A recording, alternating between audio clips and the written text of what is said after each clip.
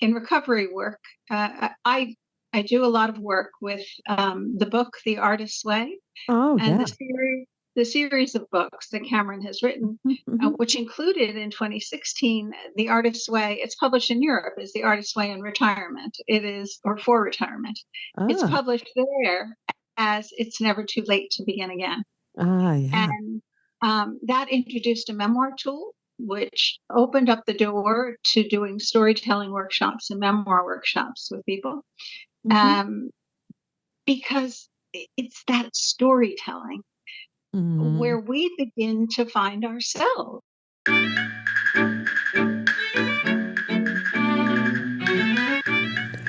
Welcome to Story Power, a bi monthly podcast where my guests and I chat about stories and creativity in all different styles and formats.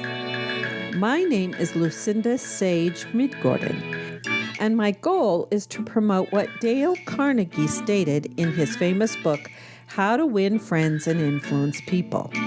He said, instead of condemning people, let's try to understand them. Let's try to figure out why they do what they do.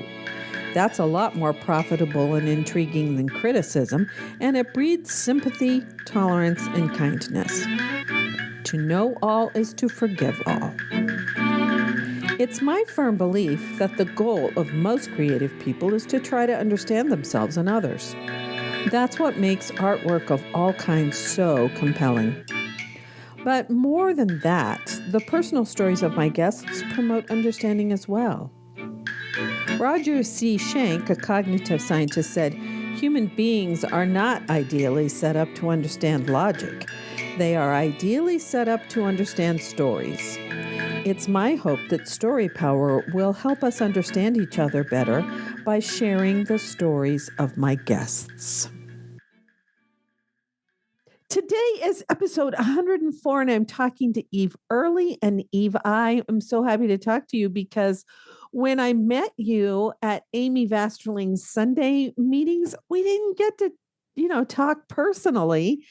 And I was very interested in the story about how you moved to Ireland. Now, I noticed from your website that you split your time between the United States and Ireland. So I want to know that story, and I want to know about your coaching business. So, welcome to the show, and thank you for joining me. Well, thank you for having me. About 15 years ago, an opportunity presented itself. I had been coming to Ireland with a group studying Jung in Ireland. Oh, So rather than look at archetypal psychology through the Greek and Roman or Norse, the very male gods, we were exploring it in terms of Celtic mythology. And the ah, trip each year would go to a different location. We would study a different goddess or myth, and that was how I came to know Ireland. My father's parents came from County Longford. They met. They met in New York, but they were actually from the same very wee county. oh, And I, one of the people who was coordinating the trip years later, um, presented me with an opportunity and said, "There's this job. Would you like to try it out?" And it was in a beautiful medieval village halfway between Dublin and Belfast, sitting on Carlingford Lough, which most folks don't know is literally across the water from where C.S. Lewis modeled Narnia. oh, wow. Oh, I love it. So yeah, and my youngest had just gone off to university. She was in her freshman year, and I jumped at the chance. Hmm. So rather than the kids leaving home, I ran away. I love that. So, do they come to visit you in Ireland? They actually do. I used to go back, at least once in the early days, maybe twice a year. Uh-huh. But since pandemic, they have been coming here. They live many, many miles apart. Um, so if I were in the States, I would be flying to see them. So Right. yeah, so they come in the summer, and my 4-year-old grandson, or he turned 4 after the summer, has just adjusted to rainy days at the beach. you know? That's right. Yeah, exactly. I used to live in the Northwest, the Pacific Northwest. That's what it was. Rain, Exactly. Same rain. weather. Yep, rain almost all the time. Now it's a little different now since climate change up there, but yeah. If you didn't go out in the rain, you didn't go out ever because it was almost always raining. Yeah. Yeah. Yeah. Yeah. So, oh wow. So now what is the job that you do there? Is it your coaching job? It is. When I first came, I did a number of different things, Oh. um, including working with young entrepreneurs, coaching them in presentation. It's in terms of how to Oh. pitch for investment or just to present. Mhm, Um, mhm. and it's interesting because in my early days, I was known as the cheeky American woman with the little white dog, because we have a way in America of just speaking our mind. And Mhm, I live in a place that's not really Ireland. It's this liminal space on the border, mhm. 20 years, well, at the time it was 10 years post conflict. And the cultural rule of thumb is whatever you say nothing. So Oh. things that I took for granted in terms of networking or introducing myself or getting these jobs to teach young people to pitch, that all came naturally. Mhm, mhm, Um, but it was foreign. And mhm. sometimes we forget that we do things with our right-handedness that we don't realize other folks, it doesn't come naturally. Right. So thankfully, the culture has changed significantly. I'm here um, since 2008. Wow. So I have seen a lot of changes, and it's been good. It's been good. Yeah, wow, that's wonderful. I kind of would like to live in a different country. My husband and I took a trip circumnavigating the globe in 1996, and there were two or three countries that I really liked that I would, love to live in. So, yeah, well, Yeah, maybe more than two or three because yeah, we liked a lot of them. But India was the one I don't think I would want to live in, but the rest of them were pretty cool. Yeah. yeah, yeah. No, it's a wonderful. You learn so much about yourself, Yes. um, and in recovery work, I do a lot of work with the book The Artist's Way Oh, and yeah. the series of books that Cameron has written, Mhm, mhm. which included in 2016 The Artist's Way. It's published in Europe as The Artist's Way in Retirement. It is, or for retirement. It's Ah, published there as It's Never Too Late to Begin Again. yeah. And that introduced a memoir tool, which opened up the door to doing storytelling workshops and memoir workshops with people. Mhm, Um, because it's that storytelling mhm, where we begin to find ourselves. mhm, One of the most powerful things you can do is explore your own story to mhm. begin to see where the patterns came from, what the patterns are, and most importantly, which ones no longer serve us. The Right. things we needed in our teens and early 20s Mhm. are maybe not the armor we need to be wearing in our 40s, 50s, or 60s. Right. So yeah, and I'm a big advocate for having people tell me their story.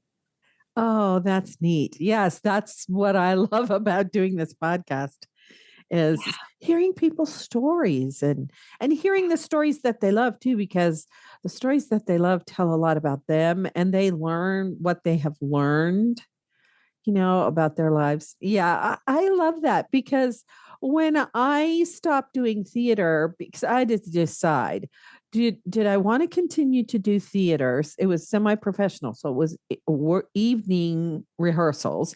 Did I want that or did I want my marriage? Because, Barry would kiss me goodbye in the morning and we'd have maybe 45 minutes to an hour at dinner time. And then I was off to rehearsal.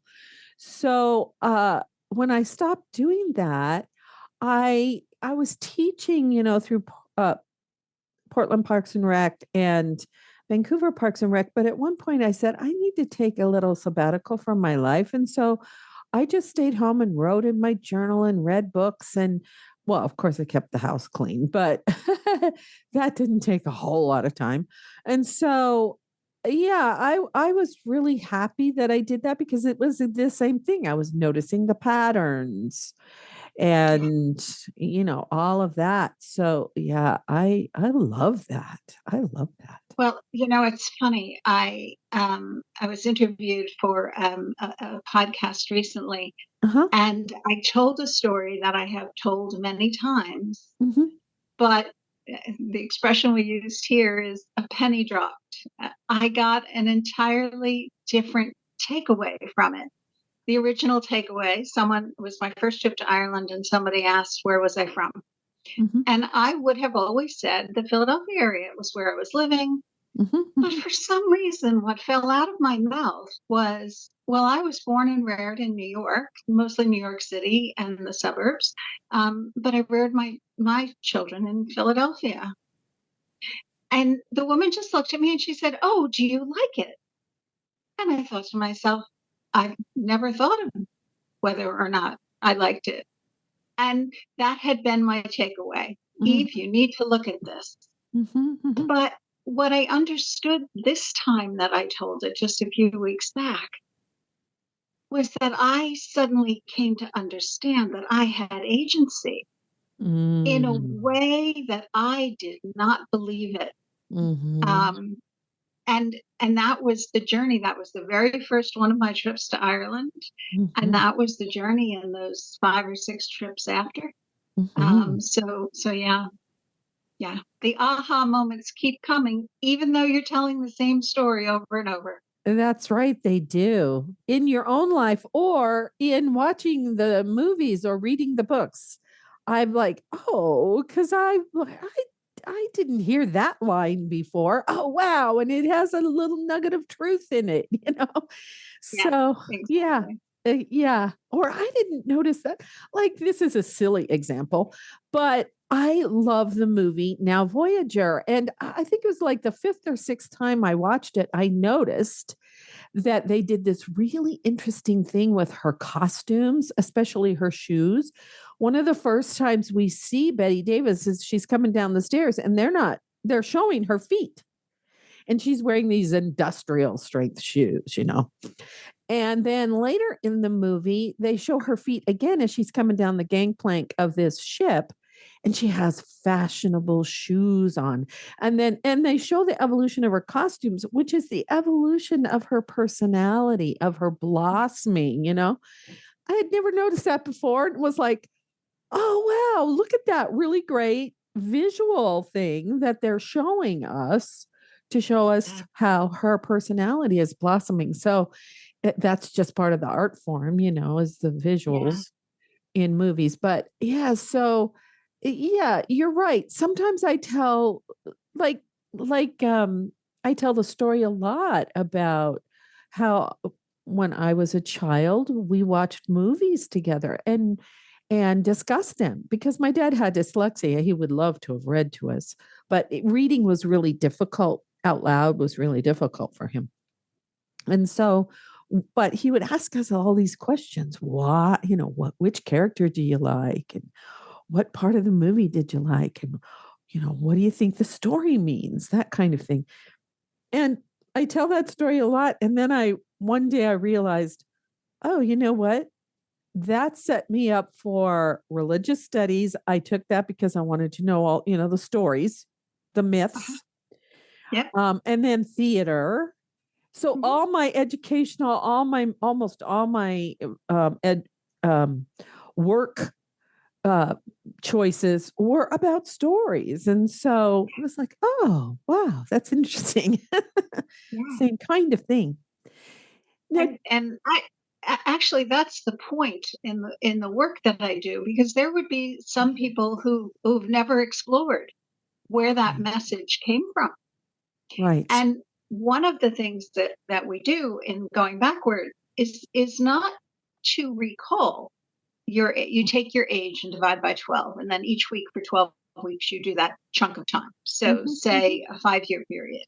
Mhm. You do 0 to 5, 6 to 10. And Mhm. instead of remembering what that was like, you put yourself in those places. And I know the Mm. first time that I did it, I resisted, particularly late teens and early 20s, for fear I would remember a decision I had made and regret it. And the Mm. truth of the matter is, when you're putting yourself on that couch with your father and you're, Mhm. discussing, you're in the moment and you're understanding that every decision you made along the way was the only one you could have made at the time. Mhm. Whatever choices we made, they were appropriate to that moment. Mhm. And the joy of recalling it, working with people before retirement, Mhm. is that people go, I'm going to go back and try that musical instrument or do that thing that I was afraid I wouldn't be able to make a living, so I became a banker or whatever. Right. Invitation to get in touch with old passions or Mhm. curiosities. It's Mhm. making ourselves available to things that intrigued us, but we weren't available to at the time. Mhm. Yes, I mean, I think that I might have really enjoyed being an actor, but I would have had to travel all over the country, because I probably was not like star material. So I would be what they called a gypsy, one of those people that I get a job, get a job here in this city at this regional theater for a while, or get a job on Broadway for a while, and then go on tour, whatever it is. And plus, I didn't want to live in New York. I'm a Westerner. I didn't really want to live in New York. And so it was going to be regional theater. But, it came at a time, that decision to quit doing that came at a time when I wanted to concentrate on my marriage, and I needed to. I needed to concentrate on it. And then later I got to teach drama and theater and direct plays and teach acting. And so it turned out perfectly. And I never think of things as mistakes. I think of them as just lessons.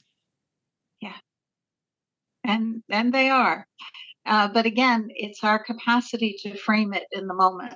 Mm, And mhm, it's that mind over matter piece. And often we need support to get to a place where we can understand that often the gains we have in our life, and in fact, Cameron describes it in The Artist's Way beautifully, gain disguised as loss.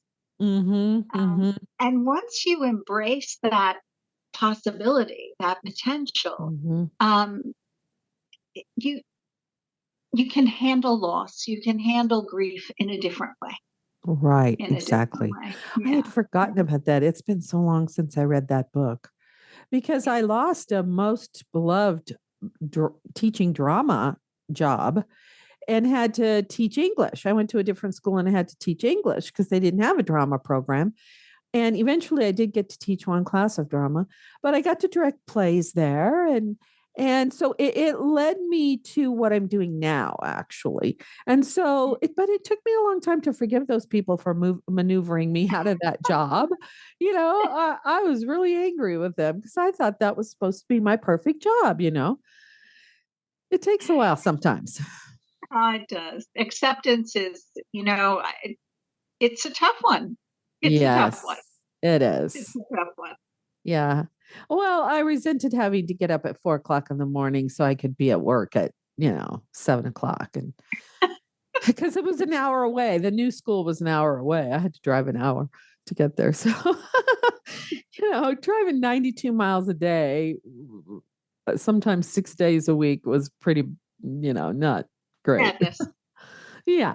Madness. The Yes. things we do, because they seemed at the time the thing to do. That's right. But I did meet a lot of really great students there in that other school. They loved learning and the parents were way more supportive than the other school. And it wasn't a toxic work environment. So it was like, oh, this is really nice. There were a lot of advantages to that being Exactly. in that place. Yeah. So Exactly. I went to your website and I looked at it. And can you tell a little bit about your website and what the things? It looks like you offer a lot of different coaching, like memoir, midlife, Yeah. creativity. So the the group cohorts that I run, and I Oh, start them. Well, interestingly, in the last 4 years, Cameron has come out with four new books oh, whoa. and versions of The Artist's Way in Right. 6 week, um, Uh, six chapter books. oh, yeah. So it's opened the door to having me do more and varied work because I'm Uh-huh. only working with a group for 6 weeks at a time. Oh, Now, inevitably, they're the same people right. who, want to pick up another one or another one or another one. Mhm, mhm, But mhm, in any event, every one of the books in her canon, uh-huh. when I have enough people interested in that particular book, I will run a group. I Ah, generally start them quarterly. And so each quarter there's an Artist Way group. mhm, There's a Never Too Late to Begin Again group. mhm, And then I alternate with The Prosperous Heart, which is a wonderful book on creating a life of enough. We mhm, begin to look at our mentality around prosperity. mhm, That prosperity is not the bank balance. mhm, Prosperity is our orientation to enough in our lives. mhm, Um, and I also do The Artist's Way was followed by two books, Walking in This World, mhm, The Practical Art of Creativity, mhm, and Finding Water, The Art of Perseverance. mm, And when people get into that rhythm of The Artist's Way, where there's a weekly reading and weekly tasks and a 90-minute session mm, where we're coming together in group and getting mhm. that group support, having what Cameron calls believing mirrors in our lives, Right. reflecting back us at our best, Yes. reminding us that we had worse days, but we came back from them. You Right. get a non-toxic family of choice who are Right. helping you usher yourself Yeah. into a new way of being in the world. Yeah. And so some of those groups stay together for 2, 3 years. And it's a real joy. Oh, Tonight that's I'm great. tonight I'm starting a book. Uh, it's called Right for Life. Mhm. And the idea was 6 weeks to get yourself to your first draft. And Oh. and this is a new tool called a daily quota. And it is so powerful that when I picked it up at the beginning of 2023, it came out in January of 23. Uh-huh. I did it on my own before I ran a couple of groups with it. And my writing practice was transformed. I mean, it's phenomenal in terms of the Wow. approach. So I'm excited to be starting that group tonight. And I have someone who I worked with many, many years ago, and she emigrated to Australia. So the group is running on Wednesday night here, but she'll be joining us from Thursday morning in Brisbane. Yes. Oh my goodness. Oh, that's a long ways away from. So, so yeah, it's the work absolutely energizes me, and Oh, it yeah. gives me a structure for my own life. Mhm. Mhm. I call it a creative recovery. Mhm. And it's like every other recovery program, a day at a time, and you do the work. Mhm. Mhm. So yeah, Now you mentioned your writing practice. Do you write books or do you just write in your journal? not books. I write a good bit of content for both the blog and a number of other pieces that I contribute. Right. So there's a pretty steady stream of reflections on. I think that's how we got to talking again. An article Mhm. on LinkedIn. Mhm. So do I think that it has potential for a book? Yes. And the format's kind of taking shape, but it's not an ambition. Um, Uh, for me, I think now, and it has something to do with age. Mhm. I'll be 70 next year, Mhm. and I am wondering about my parents' stories or my grandparents' stories, questions that I didn't know to ask when they were still alive. Right. And Yeah. so, in the work that I've done around these using this memoir tool, I've taken it upon myself to write the answers to the questions that I assume my grandchildren are going to have someday, and I Mhm. won't be around to answer. So, so there's a good Mhm. bit that's just very personal, Mm. but Mhm. not journal like, designed to be storytelling. Yes, I did read some of your posts, both on the Yeah, website and on LinkedIn. yeah. Yeah, I write a blog too. And I'm working on a novel. Finally getting, I started it in 2014 when I finished the rough draft of my first novel, but it had it has two timelines, and the one a woman in the past was involved in the suffrage movement, but nothing was going on, for the present until 2017, and then.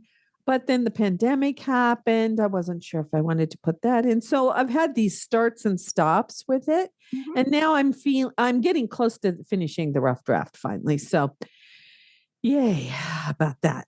But managing two timelines is sometimes a little challenging. So yeah, right. I love writing my blog, and that's a short form that you can accomplish in a really short amount of time. Yeah, yeah. Yeah. And as a friend of mine puts it, 12, 15 blog posts, that's a book.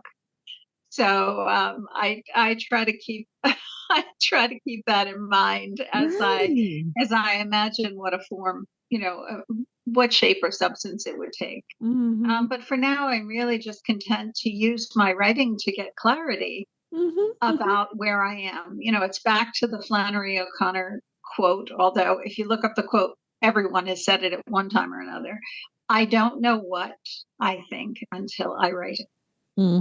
Hmm. And, that that clarity, whether it's from the morning pages Hmm. or on a subject I'm writing about, Hmm. um, yeah, you don't get it until you really start to Hmm. write it in a tight, cohesive way. Hmm. Sometimes I don't know what I'm feeling until I write it. Absolutely, Yeah. absolutely. I mean, I'm a highly sensitive person and I'm also empathic. So I'm, you know, I'm I'm focused in on all of the energies that are going on. And sometimes it's like, wait a minute, wait a minute, wait a minute. So I have to write things down because, I got to sort it all out. What's my stuff? What's your stuff? Exactly, That kind of thing. exactly. Yeah. Yes. I love that. How long have you been doing your blog? Pretty much the whole time I'm here. There's an earlier version of it that appears at eve blog.eveearly.com. Oh. And I on that, and I've returned to it, is much more the personal journey. Mm. Mhm. The stuff that's on my website under the blog is really just about this personal development journey, but more professional. Right. I, Right. I joke, I have two Twitter, and Twitter is a cesspool these days, but I have this hope that something will emerge. It'll either come back in another iteration, but anyway, and I have two profiles. There's Earley, and then Mm-hmm. there's Empowering Change. And Right. I always say that Empowering Change is the less snarky Right. version. Yes. But my politics and my passions and my soapboxes are all at Earley. Yeah, I decided to leave Twitter. Yes. I don't because I have Instagram, Facebook, two on one's a writer page and my personal page. And then I also am on Alignable and LinkedIn. And I just said, I and Goodreads. I can't manage too many. So I had to kind of decide. And I may get rid of some other things as well. But yeah. Yeah, no. Twitter, Facebook, and LinkedIn are pretty much it. I have a virtual assistant who does her best to keep me appearing on Instagram, but I have no patience for it. Yeah. I don't know what it is about the modality, but it loses me. It loses me. Yes. I think my husband's going to do that for me when he retires in 5 months. 5 months. I'm counting the days. So, yeah, that's hard because if it's just you trying to manage it's just Yeah. me right now trying to manage all of that. And so I've kind of focused on LinkedIn and Facebook mostly. I love that you're looking forward to his retirement. I vividly remember the humorist Irma Bombeck. On the subject of her husband's retirement, she said, "I married you for better or for worse, not for lunch." She's funny. No, we Yeah. enjoy being together a lot. We don't have any children and we like working together. He's an artist. So, Mhm. and his job is a graphic artist. So he's the one who designed the cover for my novel and laid it out and helped me edit it because he does newsletters and lots of editing of other people's stuff. And he helped me design the artwork for my podcast. And, so uh, we don't have the same office, but our offices are right next to each other. And I jokingly say we had to have two different offices because he talks to himself. And it distracts me from what I'm supposed to be doing now. I also talk to myself, but he doesn't pay attention when I'm talking to myself. So, but we have 4 bedrooms. And so, we can have 2 offices and a guest bedroom. And, so There you go. yeah, it's nice. It's nice and a lot of times he's working in his office and I'm working in mine, and we don't talk to each other until lunch. We say Yeah. hi in the morning and have breakfast together, and then we go off and then we meet at lunch again. It's kind of nice. I'll stay. That sounds lovely. Yeah, Lovely. it is. It is lovely. He's really ready. He's going to be 65 in May and he's ready to retire. So, yeah. And I retired from teaching it's a little over it's a year and a half ago, I guess. And so I'm just very happy to be home doing my podcast and my writing. And yeah, it's a lovely life. There you go. There you go. And you do your It's coaching nice from home. and it's nice when we find our way. Yeah, Yeah. in 20 my daughters are all quite grown, and in 2019 all 3 were expecting, and Oh, I decided whoa. to put my my group practice online, and I launched in the fall of 2019. And I had run groups in Dublin and in Belfast, and then in between near home. And I wanted to cut my commute, but I also wanted to have the to be able to travel back to the States. Yes. And because when a group runs for 12 weeks, I wouldn't leave during that 12-week cohort. So I got familiar with Zoom. I put all that stuff into place. I was quite proud of myself, and everybody said, "Oh no, we have to do this work in person. We couldn't possibly do this online." And so I only had one group online that fall, and then the pandemic hit. And it is the first time I have ever been ahead of the curve. I swear to you, it has never happened before. Yeah. Oh my goodness. So I was able to really pick up and focus on the online groups, and at about that time, I was turning 65, and I decided I would just focus not on the individual work, which is more intensive, and just do the groups. Yeah. So it's been an evolution. The pandemic was a very fruitful and helpful time to me. I am, I certainly grieve with the rest of the world for the terrible loss of life and the like. But from from where I sit, I learned so much about myself. I learned how often I was operating against type. I did not suffer in lockdowns. I Mm-hmm. had a very positive experience of it. So, Mm-hmm. so yeah, it was a time of growth, and interestingly, the world seemed like it was contracting, and I was expanding, I have to Mm-hmm. say. So yeah, yeah. Yeah. So it That's all how I changed for me then. what say that again?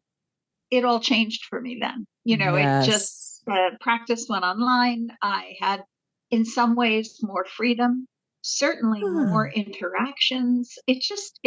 Yeah, worked out very well. I agree with you. I loved being home, and Barry was working from home as well. So again, here we were. He was in his office, I was in mine. But that's when I started my podcast, Story Power, and I was learned Zoom because I was teaching then and had to teach from Zoom. Teaching acting on Zoom was really interesting. But the other class, didn't matter. And so, I just loved being home. I just love that. But yes, seeing the numbers rise of people who were dying, and that was horrific. Yeah, Fortunately, we did not lose anyone in our family, but we had friends it, it who was tough. lost family. It Yeah. also, but it also triggered for me the interest in the questions, because Mm. my grandmother and my great aunt, who I was very close to and took care of my great aunt until she died, Mhm. um, never once talked about the Spanish flu. They Mm. lived through that academic. I mean, I look back on a story that my grandmother used to tell, and I realize now that she Oh, was talking about wreaths on doorways, or doorways with marks right. indicating, yes, but she never called it that. Yes. And I was fascinated by the fact that Yes. for the most part, that generation, we're still talking about the pandemic. I mean, we're Mm. still dealing with it, but um, that there wasn't a narrative around it, at Right. least in my family of origin. Mhm. So that Mhm. triggered for me a real interest in having people explore their family stories in the Mhm. context of what was going on in the world. Mhm. Mhm. And, so part of the handout in that particular group is world events for Mm. 7 years at a time. And it's fascinating to see. I did one of them with a cousin, Mhm. the things that she remembered about the end of the war, and Oh, how yeah. noisy the neighborhoods were when everyone started to come home. And I was an American Studies major. I did not know that we had an operation to bring 1 million soldiers home. Of course we did. Mhm. Mhm. It wasn't part of my orientation to the world. Right. And that became so apparent the first time I had an online group here in Ireland doing It's Never Too Late with a memoir. Mhm. In all my groups here, have always felt like the fifth wheel, because my growing up experience, my orientation to the world is decidedly American. Right. Mhm. And Ireland, in the time that I was growing up, was a third world country. And Mm. so a lot of the stories speak to we didn't know we were poor, because everyone was, but, speak to a very different life than I experienced. Oh, yeah. And when I started doing groups that had people from Northern Ireland and from the Republic, Mhm. I wasn't the fifth wheel. None of them had the same experience. This is even before the Troubles, but Mhm. certainly during the Troubles. None of them had any relatable experiences except for the music. Oh. Everyone had the music in common, or later movies and things. But it Mhm. was fascinating, because we come into professional relationships or social relationships with people, and we assume we're the same age, the same Mhm. class, whatever, that we have similar frames of reference. Mhm. No, I not know. at all. That's right. Yeah. Yeah. So it was very rich. It was very rich. Yeah, even in the United States, we don't. No. Right. Absolutely. I mean, I think people assume that we do, but people even in this country assume we do, but we don't. Yeah, Yeah. Yeah. definitely. I didn't even think about the Spanish flu thing because my grandmother was born in, I think she was born in 1906. So she would have So been 12. yes, yes. Her father was a logger and he died in a logging accident when she was 9, I think. And so she was living with her grandparents because her mom had to go try to get jobs to bring the kids home. And they were going to Catholic school. That she talked to me about Catholic school, but she didn't say anything about Yeah, the Spanish flu pandemic. yeah, So, yeah, that's interesting. yeah, Wow. I wish I'd known that. I wish I'd asked her about that. But yeah. All those questions that mhm, we mhm, didn't know to ask. mhm. Really, yeah. Yeah, Because I took yeah. care of her. I took her to all of her doctor appointments, and she didn't live with us. She lived in a like a little retirement home that had like 10 people. But I would go take her to her psychiatrist appointment and all of her doctor appointments, and whenever she wanted to go shopping, and she would tell me all these stories, but she never said Mhm. anything about the Spanish flu. So Yeah, yeah, yeah. yeah. Wow. Yes. Oh, that's interesting. Yes. Because, what's going on in the world does affect us. Oh, absolutely. I mean, I, my, when I was looking at the years before, just before I was born, and the years of my parents' marriage and the like, my Mhm. father was moving from blue collar to white collar work. And Oh. suddenly I had a very different picture of, I understood the relationships between him and his siblings in a different way. Mhm. It again, in the context of that aha moment. Mhm. The other amazing aha moment for me was he had had a massive coronary. And when I was only a year or two, my brother had just been born. And I realize now in hindsight that the man I knew was always facing his own mortality. Mhm. And Mhm. I have two half sisters, or had two half sisters, who were 20 years older than I. And even just the difference in, by virtue of the time, the Mhm. man who reared them and the man who reared me. Mhm. So yeah, it's very powerful when we can place ourselves in a wider and our families in a wider context. Mhm. Yeah, Mhm. Yeah, really. Yes. Oh, wow. It sounds like you just love what you're doing. I do. I That's do. so great. Now, I'm you can answer this or not. Are you still a United States citizen or are you now a citizen of Ireland? So America and Ireland have an arrangement where we are dual citizens. Um, Ah. and the only sad thing for me was I did not know that I was entitled to an Irish passport until well after my children were born. Oh. And because I didn't get my passport until after the children were born, they have no entitlement to Irish citizenship. Oh, shoot. So yes, but no, I vote in all the elections, and Mhm, mhm, yeah, and I pay my taxes in America. The practice, the business is based in the States. mhm, mhm, mhm. So yes, yes. Wow. Complicated. Well, it was particularly complicated in 2016, when in the spring we had Brexit, and in the fall I didn't wake up to Hillary winning. So I know. um, so Yeah. so 2016 was quite a year of trauma, um, politically, having one foot in two different worlds. In Yes. America here we are.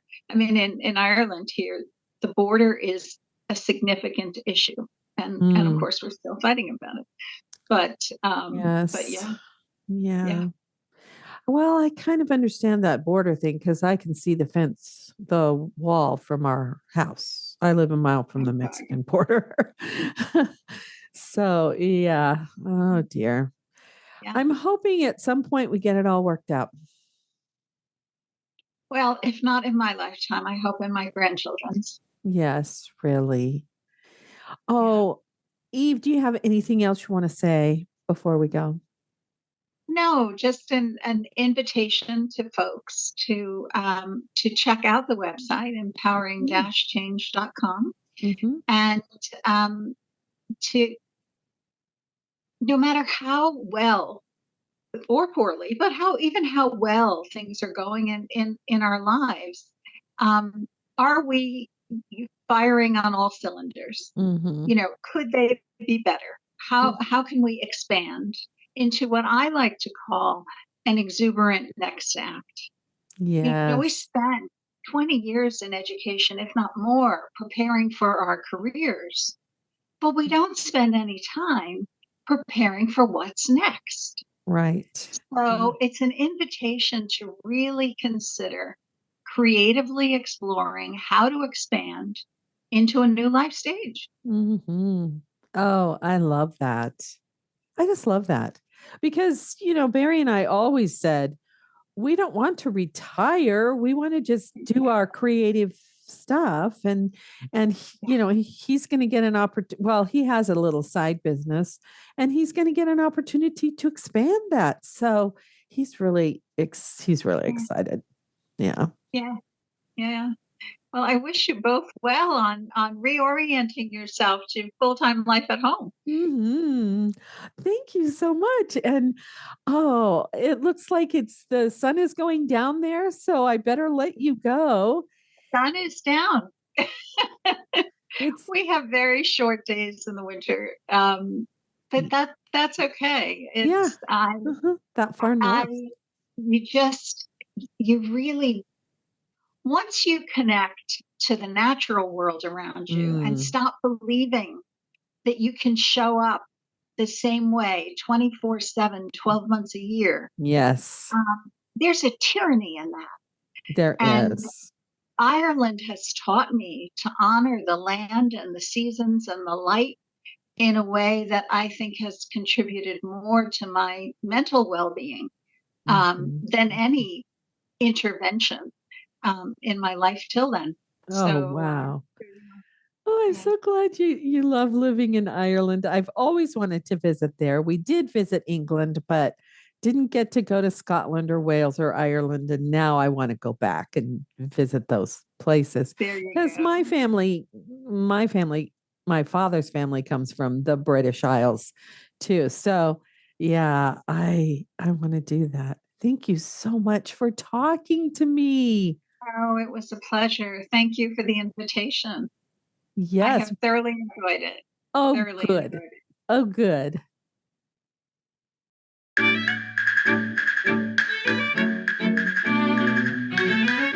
I hope you enjoyed the show. If you like what you heard, please share it with a friend and give us a rating and/or review on your favorite podcast app. It will help people find us. I invite you to join my Patreon community at patreon.com/storypower, all one word. Or if you like, you can subscribe to Story Power on Apple Podcasts. It's my aim to build a community where we discuss the stories we love and talk about what we learned from them. I offer extra audio content and story suggestions to my patrons on both platforms. Remember, as Philip Pullman said, after nourishment, shelter, and companionship, stories are the thing we need most in the world. Let's spread the story love. Until next time, this is Lucinda Sage-Midgorden. Thanks for listening.